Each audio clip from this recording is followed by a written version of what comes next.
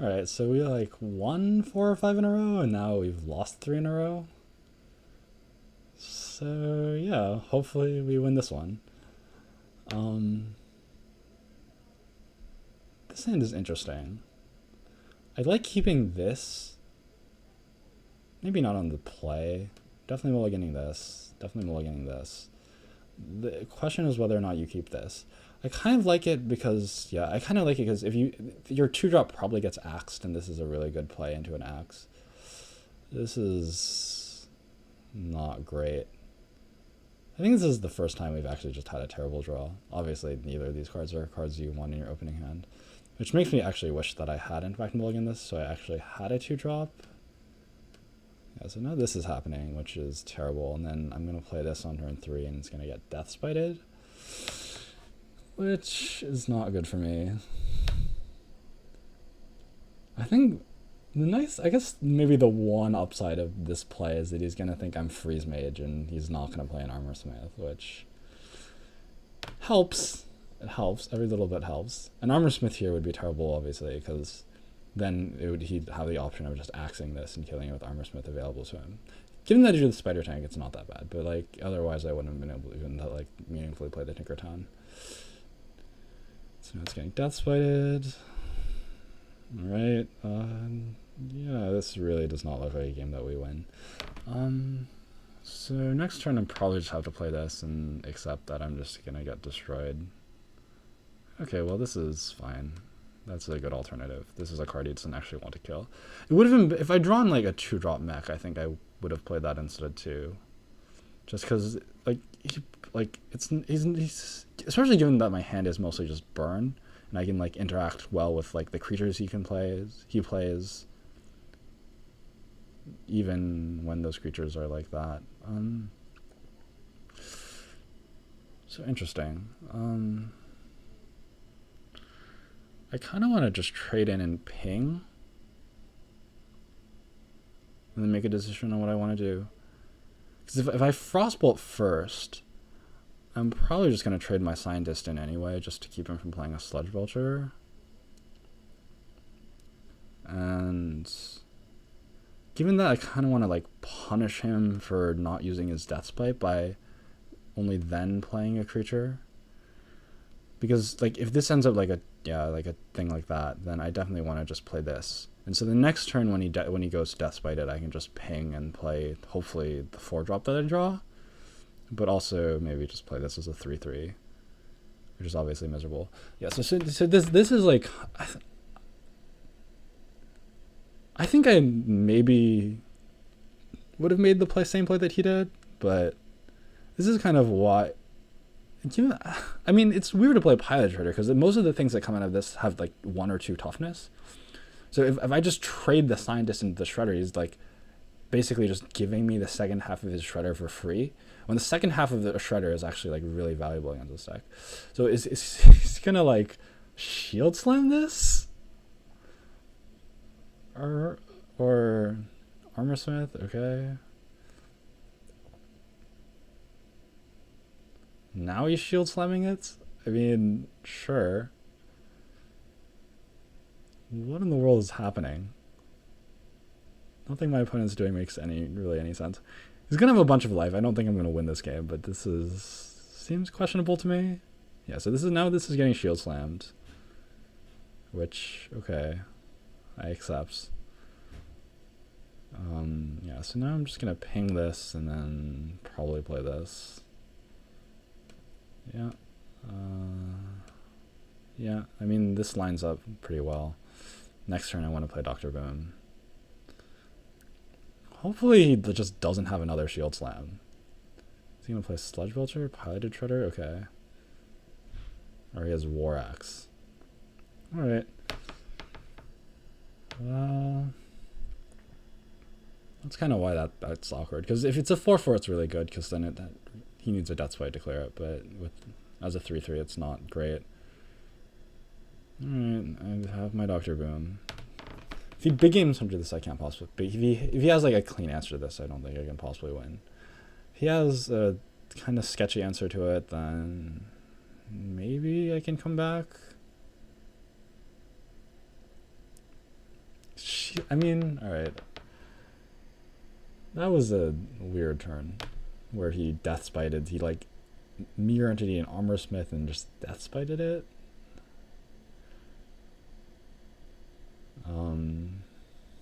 Yeah, I don't know. So he's playing his own Dr. Boom, which is okay. It's just gonna hit it with his face.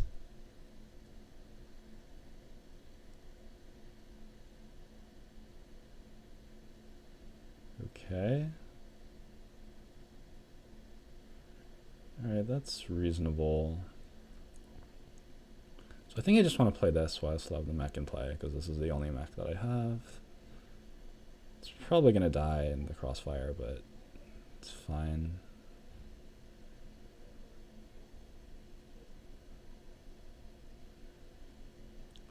Alright, so now I want to hit his face and ping this, I think. Alright, so that's probably one of the best possible outcomes for me. Just they all hit my face and they didn't do very much damage. So next turn, I have the fireball to clear his boom. If he just hits my face with it, like I have like pretty good ways to clear his boom. Like if he attacks here, which I think is the most probable outcome, then I can Antonidas Frostbolt. And if otherwise, and Antonidas Frostbolt's pretty good because the fact that he didn't have a good way to clear my boom means that he certainly doesn't have a good way to clear this Antonidas. So he has to play something pretty good this turn. And that kind of qualifies.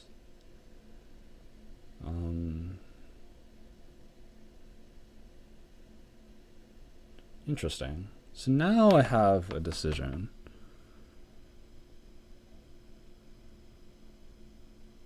Now I have a decision because I want to get rid of this. And I also want to make it, like, I kind of want to deal enough damage to him that he cannot shield slam. He can't just hero power shield slam my Antonidas. I don't think he has shield slam, but it's not, like, impossible. And he can obviously also just draw it. So if I can do that, I will. The question is whether I can do that efficiently. I suspect the answer is no. I don't think I can play Antonidas this turn and deal enough damage. So the likely play, the play I'm thinking about that I think does the most things that I want done is to trade in here, Frostbolt this thing, and then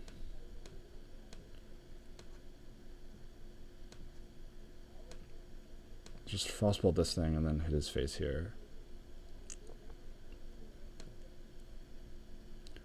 It's nice to deal with Mirror Entity. If he has Cruel Taskmaster Execute, that's miserable for me.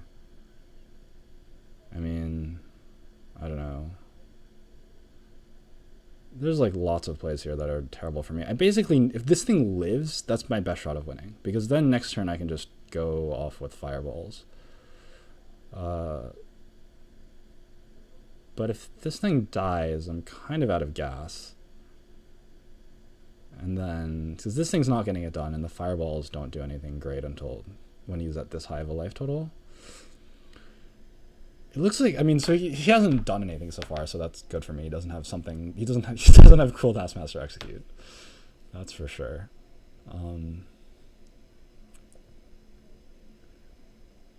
Did he top deck Shield Slam? Yeah, it's kind of brutal.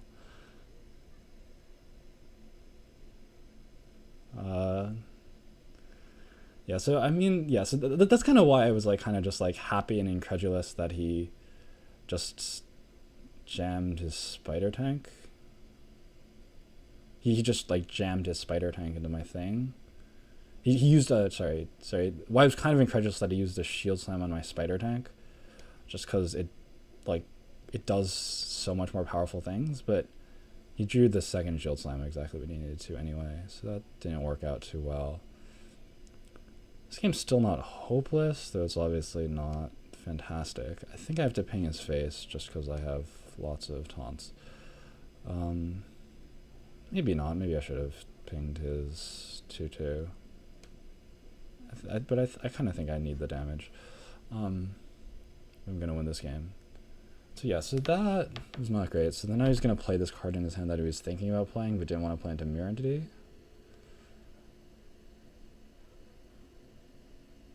Okay, yeah, I'm kind of getting just maximally punished. I mean, this happening is not terrible for me, basically. He used his Whirlwinds to, like, do a damage to this thing. But it's obviously not great for me either. Alright, so this was a really good draw. This was probably the best draw left in my deck. And that was not a bad draw either.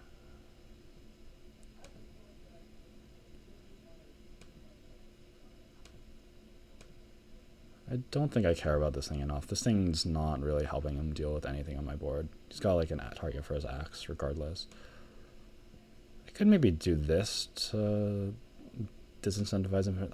I mean, I probably should have done that. No, I mean, that's like a reason. That doesn't even really help me very much.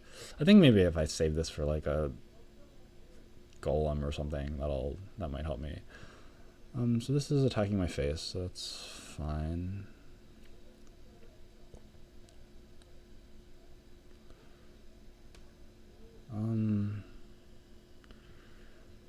So now I kind of think I just want to taunt the small thing. Yeah, so now I'm definitely in the business of hitting his face here.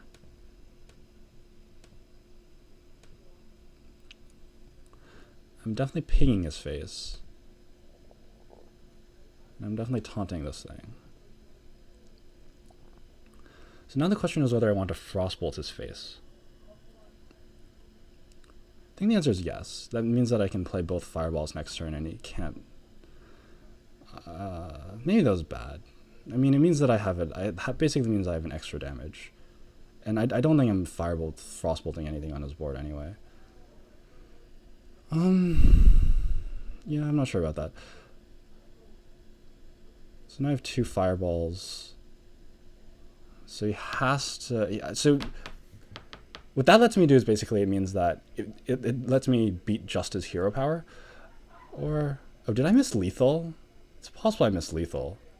I forgot I had the spell power from the Azure Drake. I just didn't quite process that was something that was happening. But yeah, anyway, so basically what that let me do, like, is even if he cleared this, it made it so that I had, I could beat his hero power, which I think it's probably just what he has now. Like, I think I probably win this game. It's like, what can you do with 4 mana? If he has, like, snow... He has to have shield block, or that doesn't do anything. Alright. I didn't think I was winning that game, but... Fireball is a good card. Alright, so... I think that's gonna be it for me. I made a lot of these, a lot more than I thought I would. Alright.